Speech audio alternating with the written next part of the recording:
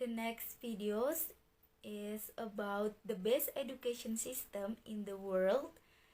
7 reasons for Finlandia education that Indonesia should emulate. Welcome to our channel. Siapa yang tidak mengakui kesuksesan Finlandia dalam mengolah sistem pendidikan? Bahkan sistem pendidikan di negeri Nordik tersebut diakui sebagai yang terbaik di dunia. Dikembang ciptakan sejak 1970-an, siapa yang tidak bersepakat bahwa meski tidak ada sistem ranking dan pekerjaan rumah, beberapa negara, bahkan Indonesia, sempat ingin menerapkan hal serupa namun gagal. Bagaimana sistem pendidikan ini maksud dapat memperoleh sukses? Berikut ini ulasannya. Welcome to our channel. Who does not recognize Finland's success in cultivating the education system? Even the Nordic countries' education system is recognized as the best in the world, created since the 1970s. Who does not agree? Even though there is no ranking system and homework, some countries, even Indonesia, had wanted to implement something similar but failed. How can the education system be successful? Standar umur sangat diperhatikan. Sebenarnya aturan yang menyangkut usia sekolah anak telah diterapkan di negara kita jauh-jauh hari. Hanya saja karena beberapa pertimbangan, aturan tersebut longgar dan perlahan mulai diabaikan. Berbeda dengan Indonesia, anak-anak di Finlandia tidak diperkenankan mengisi ruang-ruang kelas tingkatan dasar sebelum berumur 7 tahun. Karena atas dasar apapun, mereka percaya bahwa pada tataran usia di bawah 7 tahun, anak-anak dianggap belum matang dan tidak optimal dalam hal menyerap pelajaran. Sehingga tidak menutup kemungkinan bahwa sikap jenuh akan hadir dan kondisi ini dianggap tidak baik. First, age standard is very important.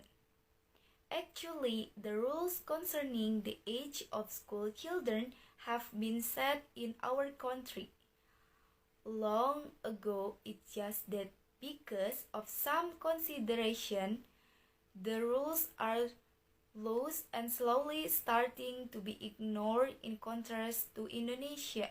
Children in Finlandia are not allowed to fill primary level classrooms before the age of 7 years old, because on any basis the belief that at the age level below 7 years, children are considered immature and not optimal in absorbing lessons, so as not to demand the possibility that the attitude of boredom will be present, and this condition is considered not good.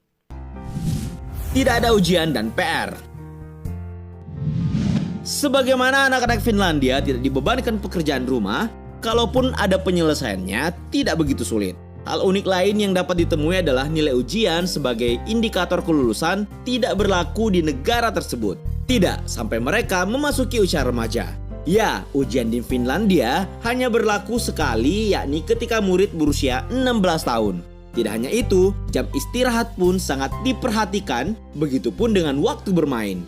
Setidaknya waktu 75 menit dihabiskan untuk beristirahat, dan waktu bermain mereka pun sangat dihargai. Sebagaimana dikutip dari detik.com melalui sebuah wawancara dengan guru besar pendidikan dari Universitas Turku Finlandia, Profesor Erno Lehtinen, yang mengatakan bahwa di negara mereka sangat menghargai anak-anak yang menghabiskan banyak waktu untuk bermain daripada hanya tinggal di dalam kelas. The second is no exam and homework. In Finlandia, children are charged with homework, even if there is completion is not so difficult. Another unique things that can be found in the value of the exam as indicator of graduation. Does not apply in the country, not until they enter adolescence. Yes, the exam Finlandia only applies once, when the student is 16 years old. Not only that, the rest hours are very concerned, as well as playing time at least 75 minutes spend time for rest and playing time. They are highly valued as a quoted from detik.com. Through an interview with a professional professor of education from the University of Finlandia, Prof. Arnold Dainet, who said that in their country they really appreciate children who spend time playing rather than just staying in class. Beasiswa penuh. Mahalnya biaya pendidikan seringkali menjadi penghalang anak-anak bangsa. Manakala pendidikan gratis hanya iming-iming dan beasiswa pendidikan tidak merata. Maka saat itu pula hak untuk mendapatkan pengetahuan baru hanya akan dinikmati oleh sebagian orang saja. Karena itu akan sangat berbeda ketika kita menilik sistem pendidikan di Finlandia. Di negara tersebut, pemerintah menanggung biaya pendidikan 100% hingga ke perguruan tinggi. Tercatat, 93% orang Finlandia adalah lulusan sekolah tinggi, bahkan beberapa di antaranya menempuh S1 lebih dari 1 kali. Atas kepedulian tersebut, hasilnya, siswa-siswa Finlandia selalu memperoleh peringkat teratas pada tes PISA atau Program for International Student Assessment. The next reason is full scholarship. The high cost of education is often a barrier to the nation children. When free education is only a lure and education scholarship are uneven, then at the time the right to gain new knowledge will only be enjoyed by part of people only, because it is very different when explore the Finnish system. In the country, the government bears 100% education costs up to high school. Recorded 93% of the people of Finlandia are high school graduates. Even some of them take as one more than one time for the care of the rest. The result of Finlandia students always get up ranking on the REST PISA or International Student Assessment Program. Mengedepankan praktik dengan jam belajar yang sedikit. Sejak dulu kita bersepakat bahwa kegiatan belajar di dalam kelas harus pula diimbangi dengan aktivitas luar kelas. Sebagaimana kita meyakini bahwa praktik akan lebih berguna daripada mempelajari teori terus-menerus. Nah, hal inilah yang membuat sistem pendidikan Finlandia terdengar menyenangkan. Kelas sains di Finlandia misalnya, dengan fasilitas yang lengkap dan hanya diisi oleh maksimal 16 siswa, membuat mereka mampu melakukan praktik dengan baik. Para siswa pun diminta untuk bergabung di sebuah klub minat dan bersosialisasi di lingkungan tempat tinggalnya.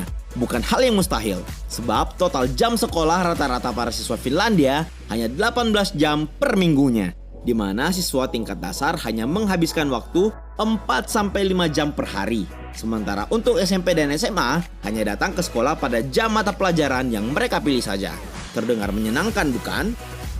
And the next reason is prioritizing practice with fewer study hours.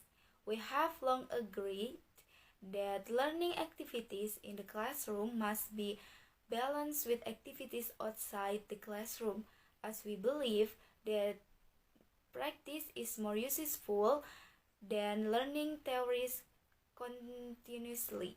This is what makes the Finlandia education system sound fun.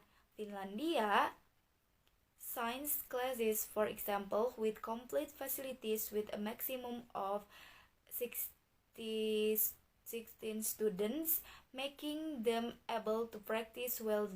The students are also asked to join interest groups and socialize in the environment where that life is not impossible, because the total average school hours of Finlandia students are only 18 hours per week, where elementary level students only spend 4 until 5 hours per day, while for high school and high school only come to school during the hours of the subject they choose. Sounds fun, doesn't it? Guru yang senantiasa belajar. Lahirnya anak didik yang berkualitas tentu tidak terlepas dari peran lingkungan, terutama guru. Di Finlandia, sebagai upaya jangka panjang, guru hanya menghabiskan 4 jam di kelas. Sementara 2 jam dalam seminggu mereka memperoleh pendidikan pengembangan profesi. Nah, selain itu, profesi seorang guru memiliki standar yang cukup tinggi. Setidaknya seorang calon guru harus bergelar master dan semua itu mendapatkan subsidi dari pemerintah. Jadi terbukti bahwa sistem pendidikan yang baik tidak terlepas dari peran pemerintah. Menjadi guru memiliki tanggung jawab yang besar dan tidak main-main di Finlandia. Kalau di Indonesia, kalian sudah tahu kan bagaimana? And the next reason is teachers who are constantly learning. Finally, the quality of student is certainly inseparable from the rule of the environment, especially teachers. In Scotland, as a long-term average, teachers only spend 4 hours in class, while 2 hours a week they get professional development education. Besides this, has a fairly high standard. At least a prospective teacher must have a master's degree. All of it gets subsidies from the government, so it is evident that a good education system is inseparable from the role of the government.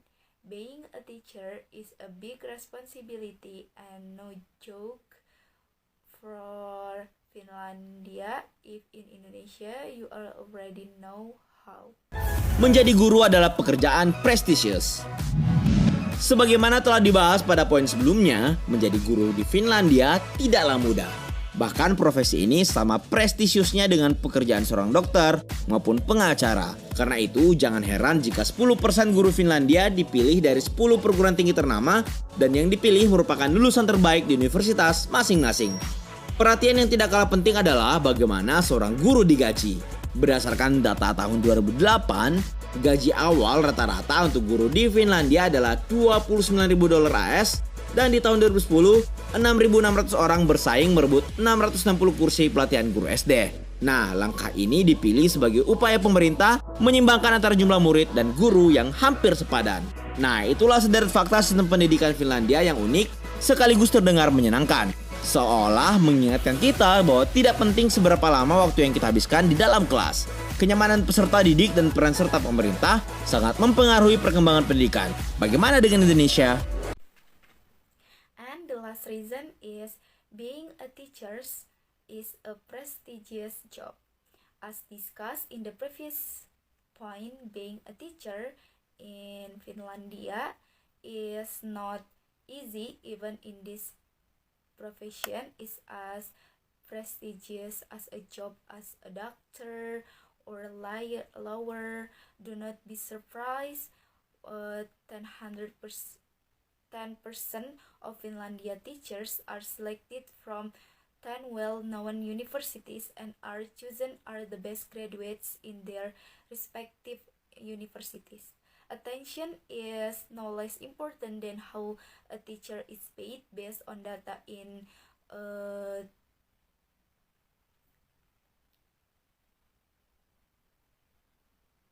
2008. The average starting salary for a teacher in Scotlandia is 29,000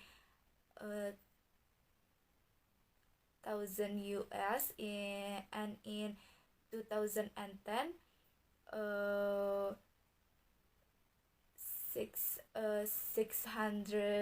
6,900 people competed for 660 seats of teacher training the elementary school. This step was chosen as a government effort to balance the numbers of students and teachers who are almost commensurate.